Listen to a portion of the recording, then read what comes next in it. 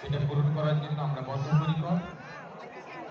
চলছি এবং আমাদের বিধায়ক তিনি মঞ্চ আলোচনা করে বলেছিলেন তিনি আমাদের থেকে বিদায় নিচ্ছেন। তার আগে আমরা অসংখ্য অসংখ্য ধন্যবাদ জানাই এবং তার প্রতি আমরা কৃতজ্ঞ যে তিনি প্রত্যেকেই পশ্চিমবঙ্গের অন্যতম ব্যস্ততম বিধায়ক সাহেব তিনি ব্যবস্থাপনা হন সর্বসময়ের সাথে। যখনই আমরা বিপদে পড়ি আমাদের উন্নয়নের প্রয়োজন ভাবে তিনি চেষ্টা করেন কিভাবে ক্যানিং পূর্ব বিধানসভাটাকে সুন্দর করে সাজিয়ে গুছিয়ে তোলা যায়। তাই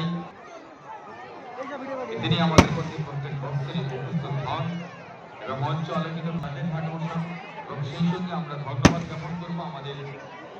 ক্যানিং 2 নম্বর ব্লকের মহাশয় উপস্থিত হয়েছিলেন আমাদের